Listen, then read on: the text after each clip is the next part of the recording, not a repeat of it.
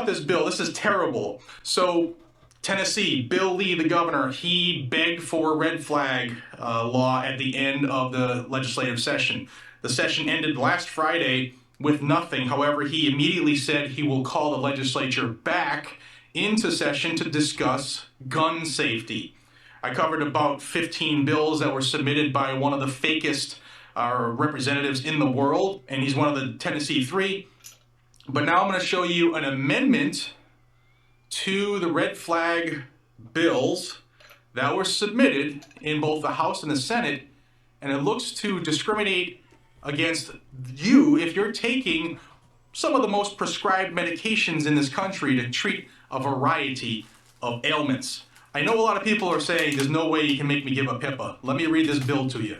So on screen, what you see is an amendment that was submitted on April 20th of 2023 for this legislative session that Bill Lee's calling people back, okay? And it is submitted as an amendment to both House Bill 768, which was submitted by Representative John Reagan, as well as Senate Bill 522, which was submitted by Senator Frank Niceley. And it's being cited as the Safeguard Against Homicidal Side Effects Act.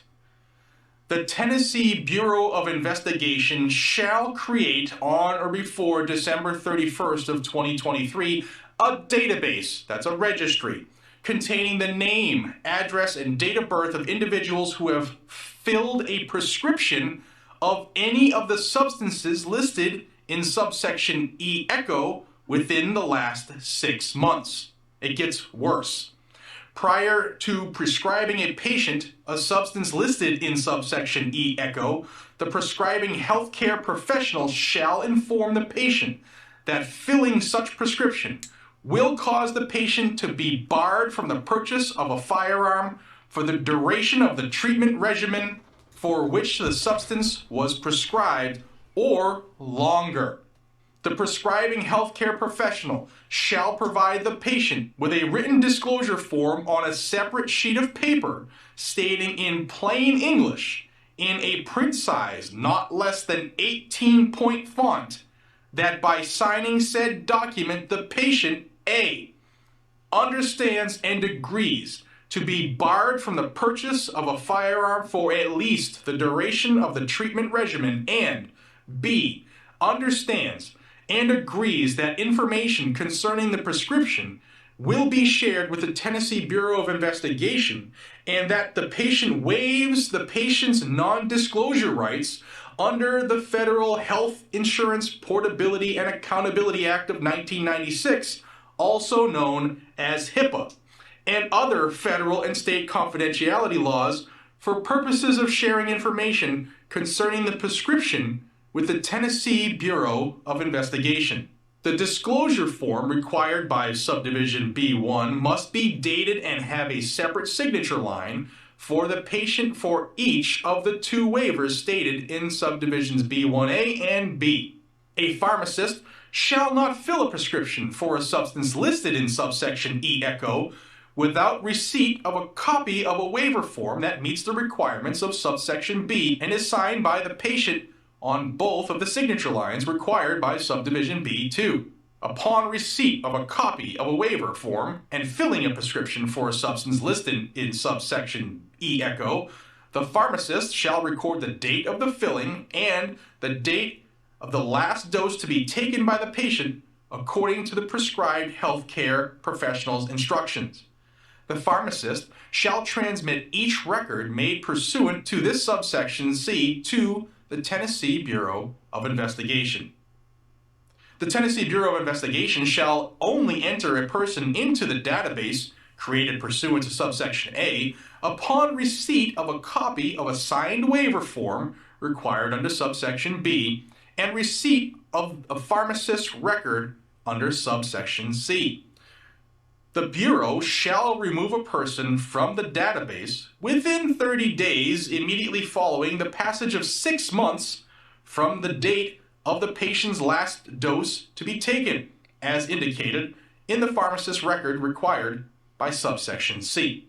Now on your screen are the 10 SSRI drugs that will make you a prohibited person if this amendment is adopted and the bill is passed. I want to make that clear again. This amendment would need to be adopted and the bill to be passed and signed into law for this to be law, okay? But this is what they're trying to do. Now, I dove deep last night in looking into what these medications are prescribed for, and I'm gonna read you the list, because a lot of people will be caught in this net because these prescription drugs are used for a variety of things. Now, they're SSRI drugs, and those are selective serotonin reuptake inhibitors, and they are used to treat a variety of ailments. Here's some. This is not all of them. This is just some. Ready? Clinical depression, obsessive compulsive disorder, social anxiety disorder, post-traumatic stress disorder, agoraphobia, anorexia, premenstrual syndrome, body dysmorphic disorder, pathological laughter and pathological crying, narcolepsy, panic attacks, eating disorders, alcoholism, panic disorders, nerve pain, male sexual problems, insomnia, postpartum depression, fibromyalgia, kleptomania, hypochondria, trichotillomania, chronic headaches, bipolar issues. I already said alcoholism, attention deficit disorder, sleep disorders, personality disorders, obesity, Tourette's, bulimia, and more. Some of the common names of these drugs: Celexa, Luvox, Paxil, Prozac, Zoloft, Effexor, Remeron, and more. So this is saying that if you're prescribed any of these medications by a doctor and a pharmacist issues or prescribes and fills the prescription, you would need to fill out a waiver that says you give up your rights to purchase a firearm. You become a federally prohibited person, or at least locally prohibited in Tennessee. And then you would stay on this registry of prohibited people because of medication you're taking for 6 months after your last dosage, and then they would have to take you off that registry within 30 days after. So 7 months after you stop taking a medication for, I don't know, a headache, or let's see, pick one, kleptomania, or alcoholism, a panic disorder, male sexual problems. These things would make you prohibited from your Second Amendment. All right, so let's get back to reality. This is very unconstitutional. It's very illegal, yet it's being submitted. And the anti-gunners are trying it here. Why are they trying it here? Not only because Tennessee is very, very pro-2A, but because Tennessee right now is on the nation's radar because of the Nashville incident and the Tennessee 3. So they're going to throw some things in there, because all eyes are on Tennessee, to try to get the attention of the country as a whole and other anti-gun governors, state legislators, to let them know, hey, this is something else we can do. People say it's the mental illness. Well, what if we just go after the narcotics that are issued by doctors and go about gun control that way? The problem is these medications are used to treat a lot of things. And a lot of people, rightfully so, when I put this on my socials, were like, absolutely not. This can't be true. Prove it. Well, here it is. I'll put a link down in the description to this amendment so that you can see it for yourself. This is dangerous. This violates all kinds of things: your doctor-patient privileges, HIPAA, your medical records, and your health, your personal information. And you got to give them all that information to exercise a right? Hell